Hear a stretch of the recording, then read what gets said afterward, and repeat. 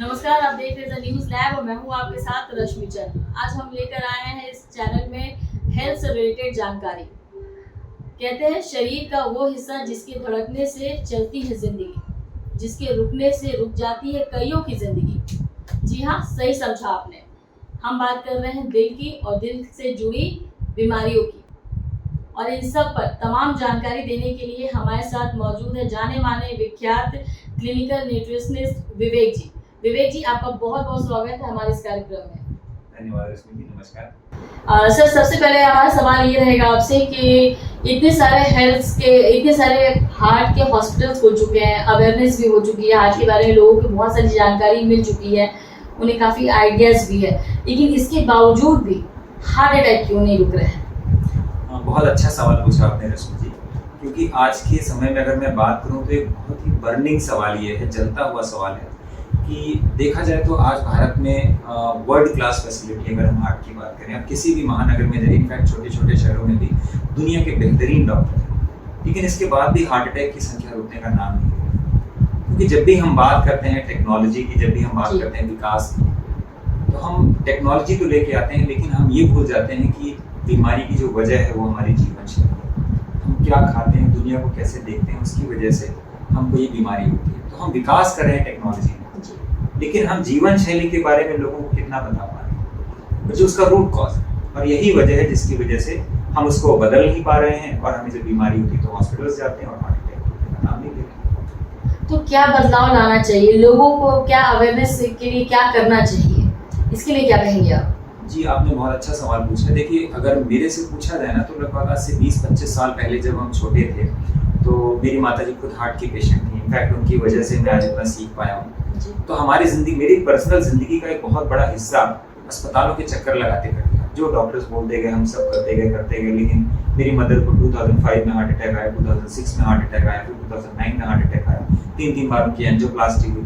लेकिन आखिरकार हुआ क्या? उनकी किडनी फेल हो गई, लीवर फेल हो गया, और एक टाइम ऐसा है जब उनका हार्ट भी फेल हो गया, डॉक्टरों ने भी जवाब दे दिया। तो कहने का मतलब ये है कि हम केवल डॉक्टर्स की बातें तो मान रहे थे।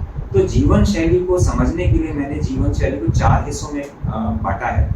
एक तो हमारा आहार क्या है, हमारी दिनचर्या क्या है, जीवन में हम भावात्मक रूप से कितना खुश रहते हैं, हमारी भावनाएं कैसी हैं, और जीवन में हम प्रकृति के साथ कितना जुड़ाव रखते हैं। तो 4 चीज़ों के आधार पर मैंने जीवन शैली को बांटा है। जब इन 4 चीज़ों में असंतुलन हो जाता है तो हमको हार्ट की बीमारी हो जाती है। अब हम जब उपचार की बात करते हैं तो हम केवल टेक्नोलॉजी की बात करते हैं, एंजियोप्लास्टी, बाईपास सर्जरी, हमने आर्टिफिशियल हार्ट बना दिया, ये कर दिया, कोलेस्ट्रॉल कम कर दिया, लेकिन वो किस वजह से हो रहा है, उस वजह को तो हम ठीक करने की कोशिश ही नहीं करते। और शायद जो मैं समझ इसके लिए हमें क्या करना चाहिए ताकि हार्ट अटैक ना हो, हार्ट की बीमारी ना हो? ब्लॉकेज भी हो रहा है ज़्यादातर। अभी आप देखेंगे तो बहुत सारे कम उम्र के बच्चों, कम उम्र के जो 25 एज से एबव के जो लोग होते हैं, उन्हें भी हार्ट की ब्लॉकेज हो जाती है।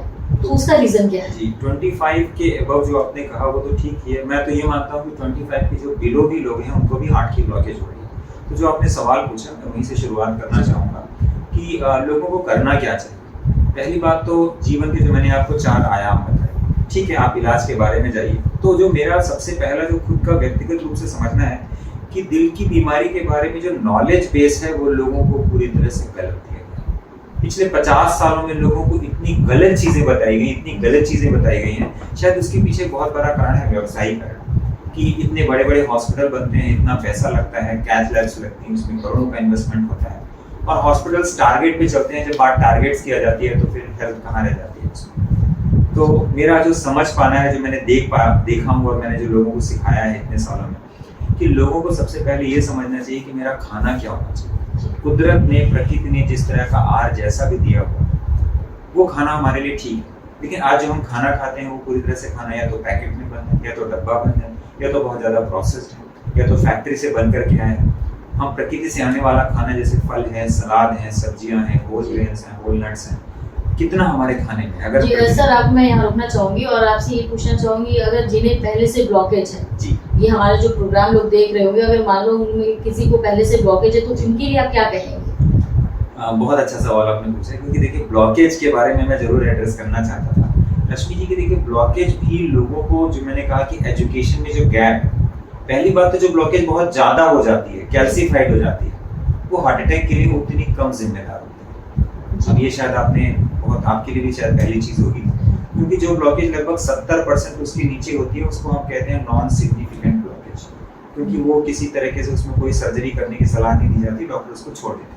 जो 70% के ऊपर होती है उनको एंजियोप्लास्टी या बाईपास या और भी कोई तरीका है उसके लिए सलाह दी जाती है। नॉर्मली ऐसे पेशेंट्स को चलने में दर्द भी होता है जिसे हम एंजाइना कहते हैं। तो ऐसे में कैसे क्योर किया जा सकता है इसे? देखिए हम उसके बारे में बात करते हैं, लेकिन जो अभी आपने पहले सवाल पूछा था ना कि जो ब्लॉकेज हो गई तो लोगों को क्या करना चाहिए, तो देखिए बिना ये जाने कि आपको ब्लॉकेज है कि नहीं, चाहे वो स्वस्थ आदमी ही क्यों, हमको अपना आहार हर दिन पर्याप्त मात्रा में फल खाने चाहिए। जैसे सुबह का नाश्ता हमारा फलों का होना चाहिए, शुरुआत हमें फलों से करनी चाहिए।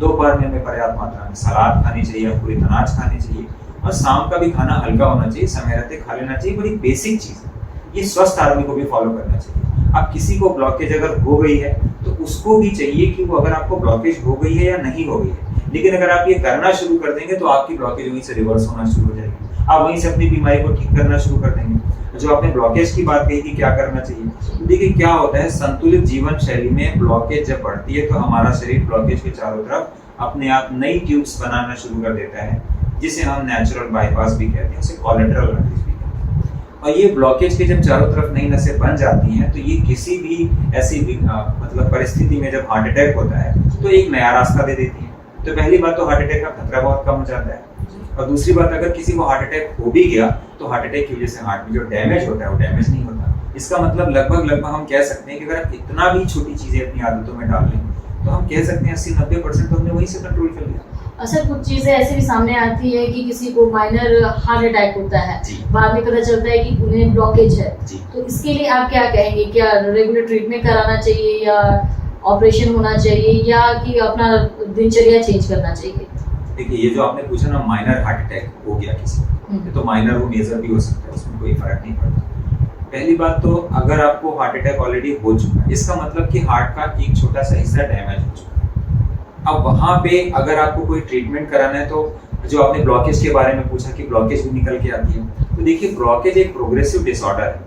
आप किसी भी इंसान का अगर शहर में, मेट्रो शहरों की अगर हम बात करें, दिल्ली एनसीआर में आप देखें, जिसकी उम्र 50 साल के ऊपर है, आप उसकी एंजियोग्राफी करवा लीजिए, 100 में से 95-98 लोगों के ब्लॉकेज, सिग्निफिकेंट ब्लॉकेज उसके बॉर्डर लाइन पे मिलनी ही मिलनी। आप ये केवल एक मिथ्या है कि किसी के नहीं मिली। अभी कुछ दिन पहले की एक नए रिसर्च के बारे में आपको बताऊं, लगभग 6 से लेकर 18 साल के बच्चों के ऊपर एक ट्रायल किया गया जिसमें लगभग 3000 बच्चों को शामिल किया गया, और उनको देखा गया कि क्या उनके हार्ट में ब्लॉकेज बन रहा है। तो 3000 के 3000 बच्चों के अंदर, सारे बच्चों के अंदर, मतलब आज अगर उसमें हम जुड़े तो आपके बच्चे और हमारे बच्चे भी उसमें शामिल हैं, उनके शरीर में एथेरोस्क्लेरोटिक प्लाक, जिसको हम ब्लॉकेज कहते हैं, वो बन रहा है। इसका मतलब कल को उनको भी ब्लॉकेज होगा, उनको भी एंजियोप्लास्टी करानी पड़ेगी। तो इस तरह से देखें तो दुनिया के हर आदमी को एंजियोप्लास्टी करानी पड़ेगी, बाईपास करानी पड़ेगी, क्योंकि अगर आप जीवन शैली पे काम नहीं करेंगे, तो जो आपने पूछा ना कि क्या करना चाहिए ऐसे लोगों को, तो आपको अगर माइनर हार्ट अटैक हो गया, आपको ब्लॉकेज डायग्नोज भी हो गया, तो पहले डायग्नोसिस में, क्योंकि देखिए एंजियोग्राफी जो टेस्ट होता है जिससे हम ब्लॉकेज का पता लगाते हैं, ये असल में डायग्नोस्टिक्स टेस्ट ना होकर के एक प्रोग्नोस्टिक्स टेस्ट है, जो ये बताता है किस जगह पे ब्लॉकेज है, किस उसको दवाई से ठीक किया जा सकता है, कि उसको कोई सर्जरी करनी चाहिए या बिना सर्जरी वाला ट्रीटमेंट उसके लिए ठीक हो, या कि हार्ट अटैक अगर हुआ है तो उसका हार्ट कितना डैमेज हुआ है, हार्ट की पंपिंग कम हो गई है या क्या हो गया। उसके हिसाब से जो मेरा व्यक्तिगत देखना है कि सर्जरी अपने आप में एक विकल्प है, लेकिन इमरजेंसी के लिए वो बहुत अच्छा विकल्प हो सकता है। लेकिन उसके अलावा अगर पेशेंट स्टेबल है तो उनको और भी वैकल्पिक जो विकल्प हैं सर्जरी के, जैसे बिना सर्जरी वाले आजकल बहुत सारे ट्रीटमेंट आ गए हैं जो कि बहुत अच्छा काम करते हैं। और जिनको हार्ट अटैक हो जाता है, हार्ट डैमेज हो जाता है, उन ट्रीटमेंट से उनके हार्ट की जो पंपिंग कम हो जाती है, वो पंपिंग भी बड़ी आसानी से बढ़ जाती है। तो आपका कहना है कि अगर लाइफ स्टाइल चेंज कर ले तो ये चीज़ें नहीं हो सकती है, आप ऑपरेशन से बच सकते हैं, ब्लॉकेज से बच सकते हैं। बिल्कुल। जो आपने कहा कि अगर लाइफस्टाइल हम बदल लें, तो जो अभी हमने शुरुआत जहाँ से की थी कि इतने हॉस्पिटल खुल गए, लेकिन अवेयरनेस ट्रीटमेंट की है, लाइफस्टाइल की नहीं। जितने भी डॉक्टर हैं टेक्नोलॉजी की बात करेंगे, तो अगर हम ये कर लेते हैं तो वहीं से हम इसकी जड़ को काट सकते हैं, जड़ों को, बीमारी की जड़ों को काट सकते हैं। और सर जिसे पहले से बाईपास सर्जरी हो चुकी है, उसके लिए आप क्या कहेंगे? देखिए जिनकी बाईपास सर्जरी हो चुकी है, तो देखिए बाईपास सर्जरी क्या है पहले समझ लेंगे। जब ब्लॉकेज हो जाती है और किसी ऐसी जगह ब्लॉकेज होती है जहाँ पे कि या तो डायगोनल ब्रांच पे ब्लॉकेज है या तो कई बार ट्रिपल वेसल डिजीज है, कई बार 100% ब्लॉकेज हो जाती है, कई बार कैल्सीफाइड ब्लॉकेज हो जाती है जहाँ स्टंट नहीं डाले जाते हैं, तो वहाँ पे बाईपास सर्जरी होती है। अब बाईपास सर्जरी करने के बाद भी उसकी भी अपनी एक लाइफस्टाइल आप चाहे बाईपास हो, चाहे एंजियोप्लास्टी हो, चाहे हेल्दी हो, चाहे बीमार हो, आपको करनी ही करनी चाहिए, बाय डिफॉल्ट हर आदमी को करनी चाहिए। अब बाईपास के बाद भी अगर आपको प्रॉब्लम हो गई, क्योंकि अगर आपने लाइफस्टाइल चेंज नहीं की तो ब्लॉकेज तो आपकी बढ़ती रहेगी, कुछ टाइम के बाद आपको दोबारा से प्रॉब्लम हो जाएगी। तो यहाँ पे जो बिना सर्जरी वाले उपचार, साथ में जो लाइफस्टाइल है, साथ में जो सबसे मजबूत चीज है वो प्राकृतिक चिकित्सा, जिसको हमने पूरी तरह से दरकिनार कर दिया है। और बड़ा दुखद है आज के टाइम पे जो बड़े बड़े जो सर्जन हैं, जो इंटरवेंशनल कार्डियोलॉजिस्ट हैं, वो लोग इसको एक सिरे से नकार देते हैं। ये बड़ा दुखद है, मुझे भी ये बड़ा दुख लगता है कि जहाँ तक लाइफस्टाइल की बात होती है, सभी जानते हैं, सभी बताते भी हैं कि लाइफस्टाइल करना चाहिए, लेकिन उनके पूरे डिस्कशन में एक पेशेंट हॉस्पिटल में जब जाता है तो कितनी देर उसको बिठा के ये बताया जाता है कि आपको क्या खाना चाहिए, आपकी दिनचर्या क्या होनी चाहिए।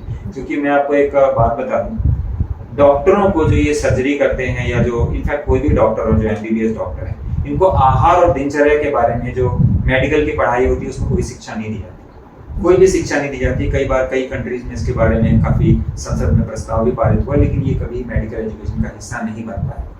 और यही वजह है कि जिसने कभी कोई चीज पढ़ी नहीं, कभी देखी नहीं, कभी अनुभव नहीं की, तो उसको उनके बारे में नॉलेज ही नहीं, तो उनकी गलती नहीं है, मैं उनकी गलती नहीं बताऊंगा। पर वही है, आपको डॉक्टर के साथ में एक लाइफस्टाइल ट्रेनर चाहिए जो आपकी बीमारी के जड़ पे प्रहार करे, ताकि आपकी जो वजह है, जिस वजह से ब्लॉकेज बन रही है, इसकी यानी आपका कहना है कि आप एक मेडिकल ट्रीटमेंट भी लीजिए और अपने जीवन शैली में भी चेंजेस लाइए। बिल्कुल, आपने बिल्कुल सही पकड़ा कि आप अपना उपचार एक डॉक्टर के थ्रू लीजिए। और डॉक्टरों में भी आजकल सर्जरी वाले ऑप्शन हैं, नॉन सर्जरी वाले ऑप्शन हैं, हर तरह के डॉक्टरों को एक्सप्लोर करिए। सेकंड एक सवाल और पूछना चाहूंगी सर, ओपन हार्ट सर्जरी भी होता है जी, तो उनकी लाइफस्टाइल में क्या चेंजेस आना चाहिए? देखिए लाइफस्टाइल एक ऐसी चीज है ना रश्मि जी, की जो एक स्वस्थ आदमी को करना चाहिए, वो जिसकी ओपन हार्ट हो चुकी है या जिसकी नहीं हुई है, क्योंकि लोग तो बहुत डर जाते हैं कि ओपन हार्ट सर्जरी हुई है तो मुझे खाने पीने का ध्यान रखना चाहिए, कुछ चीजों को लेकर के बहुत ज्यादा सावधान हो जाते हैं, तो उन्हें आप उनकी जो मिथ्या है उन्हें कैसे आप दूर करेंगे? देखिए ये तो बड़ा अच्छा आपने सवाल पूछा। इसके लिए मैंने YouTube पे एक वीडियो भी बनाया है, कि वो पोस्ट प्रोडक्शन में है। तो बेसिकली है क्या कि एक डेटा आया था कि लगभग बाईपास सर्जरी होने के 15 साल के अंदर लगभग 50% पेशेंट ऐसे हैं जिनकी डेथ हो जाती है। अब क्या होता है कि जब ब्लॉकेज हो गई, जब हॉस्पिटल गए तो उनको ये बोला गया कि आप बाईपास सर्जरी करवा लो तो आपकी जिंदगी ठीक रहेगी। अब क्या होता है, जब आदमी को ब्लॉकेज हुई, जिस दिन वो ब्लॉकेज पता चले, तो ब्लॉकेज एक दिन में तो होती है। जब हम 8-10 साल के होते हैं तब से ब्लॉकेज बननी चालू हो जाती है। आज आप अपना एंजियोग्राम करवाएंगे तो आपकी भी ब्लॉकेज निकलेगा, कुछ ना कुछ मेरे भी ब्लॉकेज निकलेगा, इसमें कोई डाउट की बात नहीं। सर रुकना चाहूंगी, ये भी बात सही है आपने कि जैसे कि आप कह रहे हैं कि ब्लॉकेज सब में रहता ही रहता है, लेकिन जब डॉक्टर के पास हम जाते हैं, खास करके हार्ट स्पेशलिस्ट डॉक्टर के पास, कार्डियो के पास जाते हैं, तो वो बोलते हैं कि आपने सिगरेट लिया है, कि आपने ड्रिंक किया है, आपका कोलेस्ट्रॉल ज्यादा बढ़ा है, तो ऑयली चीज आपने ज्यादा खाई, तो ये सब रीजन भी जो है वो सामने आती है।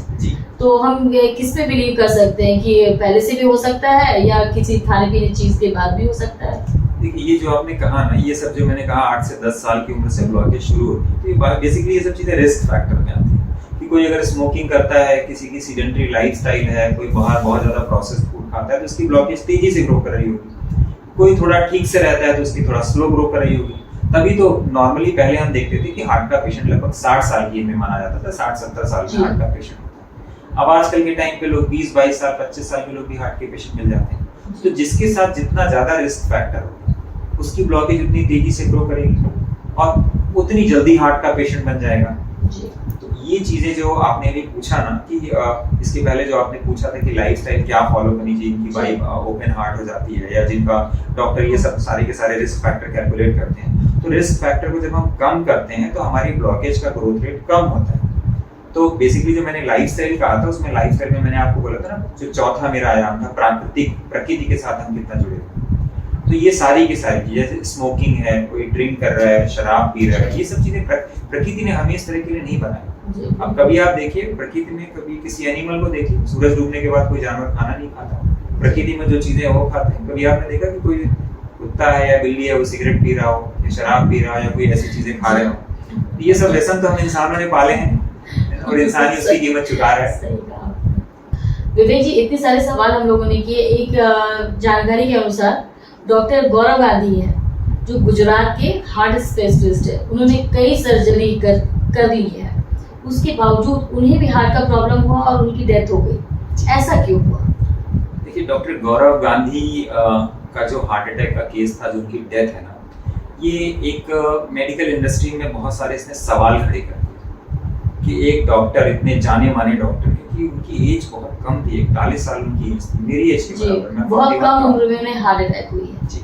और उनको पहले से कोई सिम्टम्स नहीं थे, पहले से कोई भी सिम्टम्स नहीं थे। थोड़ा सा मैं ब्रीफ कर दूं, डॉक्टर गौरव गांधी को रात में थोड़ा सा अनईजीनेस होता है, वो हॉस्पिटल भी जाते हैं और वहाँ पे उनके टेस्ट होते हैं, ईसीजी हुआ और उसमें कोई चीज़ डायग्नोज नहीं होती, तो ये लगता है कि रूल आउट कर दिया जाता है कि गैस की प्रॉब्लम हो सकती है। सुबह होते होते उनकी फिर डेथ हो जाती है। बाकी फिर जो आगे प्रोसेस होता है, उन्होंने 16,000 सर्जरी की, वो स्टंट डालते थे, वो सर्जन नहीं थे, बेसिकली वो एंजियोप्लास्टी करते थे। और कहने का मतलब ये है कि अब यही चीज़ें जो आम आदमी के साथ होती हैं, ये एक डॉक्टर के साथ भी हो जाती हैं। मैंने बहुत सारी यूट्यूब पे केस स्टडी देखी है और हर एक डॉक्टर ने कुल मिलाकर के ले देकर के जो अपनी बात कही है वो ये कि अगर ब्लॉकेज हम चेक कर लेते तो हम रोक लेते हार्ट अटैक, ब्लॉकेज हम चेक कर लेते। अब यहाँ पे मेरा एक ही सवाल है कि राजू श्रीवास्तव को, जहाँ तक मुझे पता है कि उनके 12 स्टंट लगे थे, उनकी 7-8 बार शायद एंजियोप्लास्टी हुई थी, मुझे एग्जैक्ट नंबर नहीं पता कितनी बार हुई। 10-12 साल की हिस्ट्री में हर बार हमने एंजियोग्राफी किया, ब्लॉकेज चेक किया, स्टंट लगाया, लेकिन इसके बाद भी उनकी हार्ट अटैक से डेथ हुई। मतलब ये तरीका अगर सही होता तो उनको तो हार्ट अटैक नहीं होना चाहिए।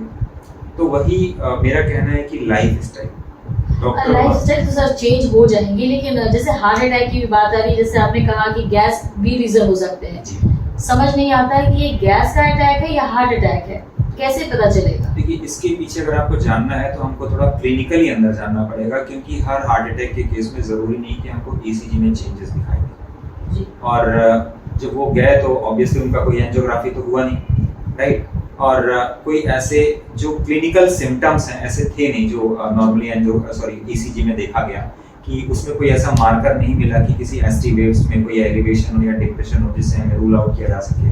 और कोई ऐसा जब हार्ट अटैक होता भी है तो जो हमारा नॉर्मली एक टेस्ट होता है जिसको हम ट्रोपोनिन कहते हैं, ट्रोप्सी टेस्ट होता है, वो भी 1 घंटे के बाद ही उसके रिजल्ट्स अगर 1 घंटे हो गया है तभी वो हमको ब्लड में दिखाई देता है। बाकी और भी टेस्ट होते हैं, CKM भी होता है और भी कई सारे टेस्ट हैं, लेकिन उसका टाइम लाइन, तो हम इतनी जल्दी उसको रूल आउट नहीं कर सकते। और ऐसा कई बार हो जाता है कि हमको दिखाई नहीं देता और ये मान लिया जाता है कि पेशेंट को गैस के रिलेटेड प्रॉब्लम होगी और दवाएं देके, गैस की नॉर्मली दवाएं देकर के पेशेंट को घर भेज दिया जाता है।